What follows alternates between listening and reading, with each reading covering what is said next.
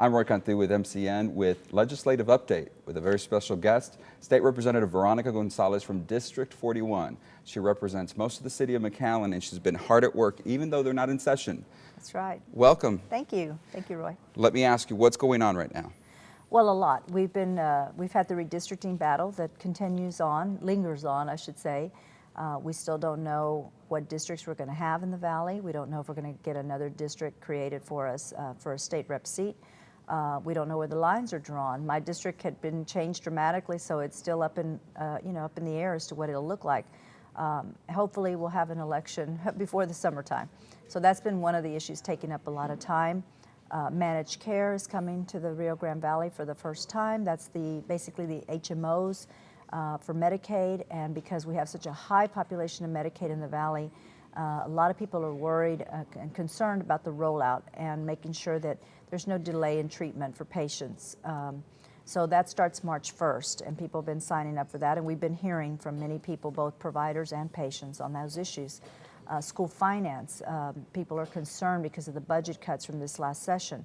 What's going to happen with the schools and testing, and we've had a lot of issues relating to that. And then the Speaker issued charges to each of the committee chairs, saying during the interim, I want you to study certain things and report back to me on them. And so we are going to be holding a hearing coming up here in the Rio Grande Valley on one of the charges that we were assigned. You have a committee hearing coming up in McAllen, and your committee is the Border and Intergovernmental Affairs. What is it that you discuss in these hearings, and are they open to the public? Well, the hearings, the Border and Intergovernmental Affairs Committee that I chair deals with issues relating to the border. It can be issues dealing with colonias, issues relating to the health disparities that we might have, and some of the particular illnesses that we see more of in the Valley, educational disparities, and of course border security, which is always on everyone's mind, the ability to stay secure. So the hearing we're having is going to be a joint committee hearing with the Homeland Security and Public Safety Committee. And it will be on March 1st at the Convention Center, McAllen Convention Center, at 11 a.m. And we hope to have about 14 to 15 legislators here from throughout the state, as well as some of our local legislators. And we're going to take invited testimony from many of the different law enforcement agencies and basically get an update on where we are and what we need to do to make coordination efforts between the various law enforcement agencies better. Folks, and if you can't make it, we'll have it live coverage, web streaming on www.mcallen.net. You can watch complete coverage of the hearing, so if you can't make it, you want to be at home watching it, you can do it that way. Absolutely. It's great to have real time nowadays. Exactly, and we also have, I forgot, MCN, Time Warner Channel 17.12. I have to get used to that, the digital channel. You can also watch it there. Great, great. And we appreciate, I just want to say, McAllen was wonderful to us last time in hosting a similar hearing that went on for like 6 hours. This one we hope will be shorter, but we had about 400 people in attendance last time. So we really appreciate that the public came out and the law enforcement agencies came out and showed a lot of support. It had been real unprecedented for us to have state hearings in South Texas, and yes. Thanks to your delegation, the Valley delegation, we've been seeing more of our state leaders come down to see our situation. Absolutely. Do you think that's good for McAllen? Absolutely. How can you make decisions involving people that live in a certain region of the state without understanding that region of the state? Especially when you're talking about security on the border, what better place to do it than on the border? The issue many times had been, well, we've got to find a place where you can record it and have it live streamed, and we do that at the Capitol all the time. So sometimes there's a reluctance for people to travel. It takes a lot of arrangements to do it. But I think that it is a very, very good exercise for legislators to visit different parts of the state and find out the needs of that part of the state. And my colleagues have always been great about coming down here when I invite them. I've brought them down for business, and I've brought them down for pleasure when I've had my style show, and they've come and they had a great time, and because they learned to love the Valley. And so when I invite them now, they come. It's great to have them here. Well, let me ask you, redistricting. You've made a decision not to run. I did. Why, and what's going to happen? What do you do next? Well, now I dedicate myself to my paying job. The state job is great, but it's a very hard balance, honestly, between doing the legislative work, doing your job that you do every day for a living, and then having a life in addition to that. And the more seniority you have, the more responsibilities you have. So more and more time is spent away from home and away from family and away from everything. And I had decided that after 8 years, it was time for me to get back to work in a different capacity. Of course, I've gotten to know so many great members and the issues that I don't think I'll ever be away from it completely. In fact, some of the members are coming down for a caucus fundraiser, and they've asked me to help them, get everybody there, and I'm doing that now. So I don't think that's going to end, but I think that with redistricting, we're going to see a lot of changes. A lot of members have retired, and we're going to see new people coming in. There'll be somewhat of a learning curve, but I think it's always good to have some change and to have new blood. What are you hoping to accomplish before your term finishes?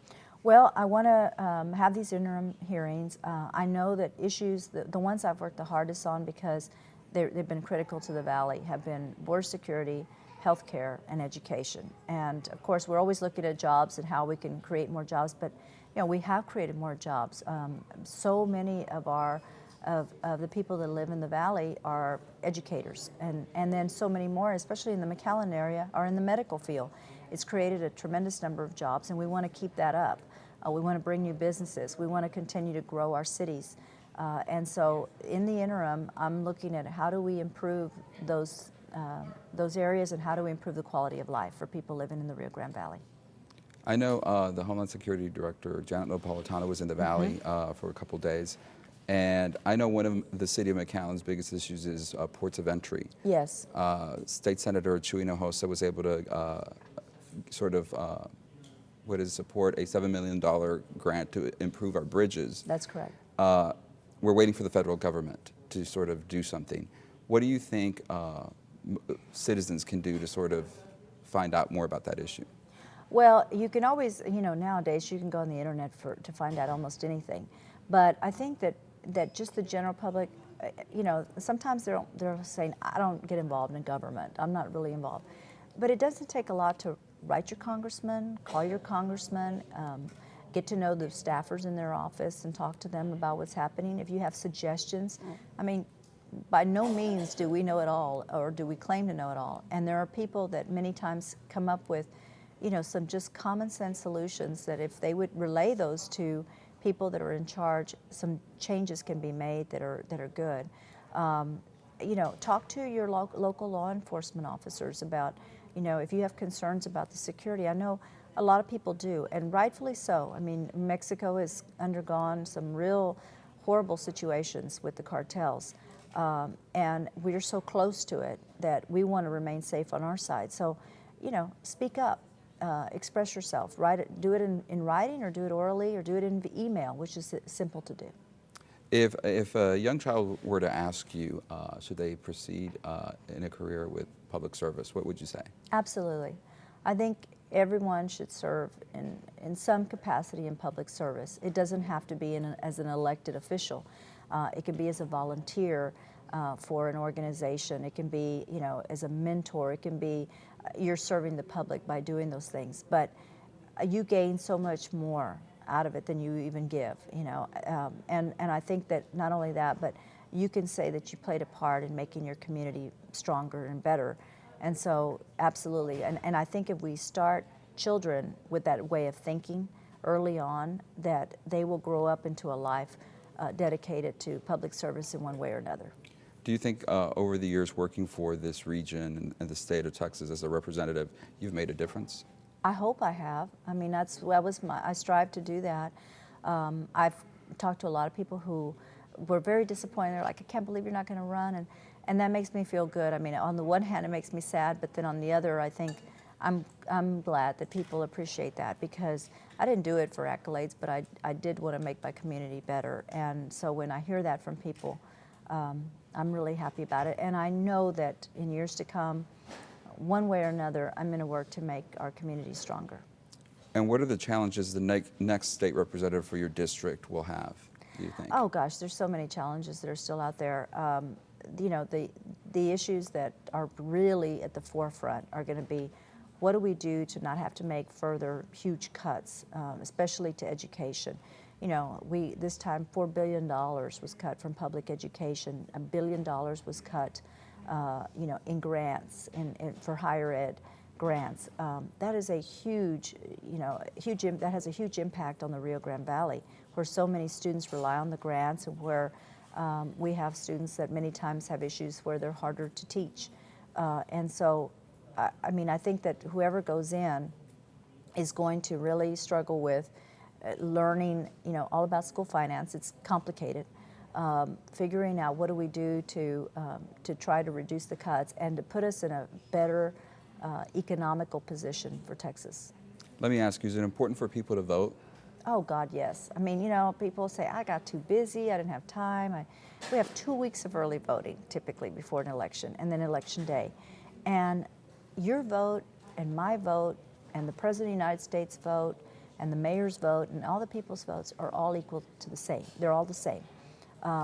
We all have the same power, but we don't exercise that power if we don't vote. And if you want good people in office, you have to get out there and vote. If you don't vote, I tell people, sorry, but then don't complain to me about you don't like something because you didn't make that one, you know, effort that you could have done to make it better. And there's so many ways you can make it better, but voting is the easy one. Because usually elected officials affect your life, from health care to Absolutely. education. From birth to the grave, okay?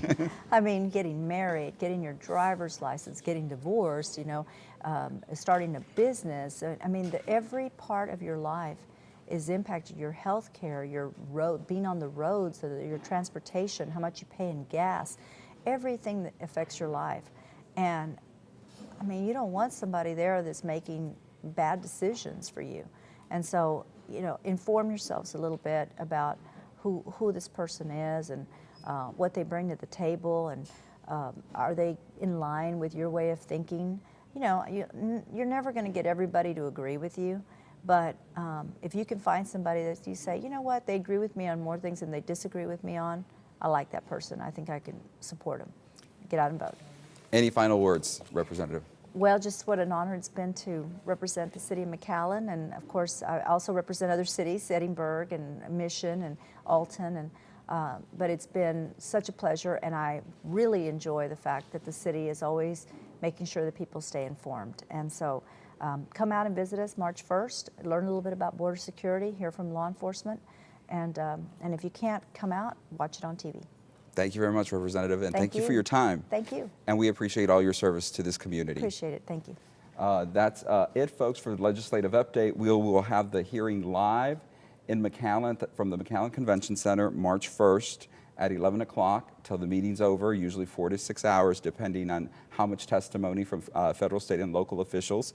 So stay tuned to MCN 17.12 or www.mcallen.net. I forgot my own address. I'm Roy Canthu with State Representative Veronica Gonzales saying goodbye.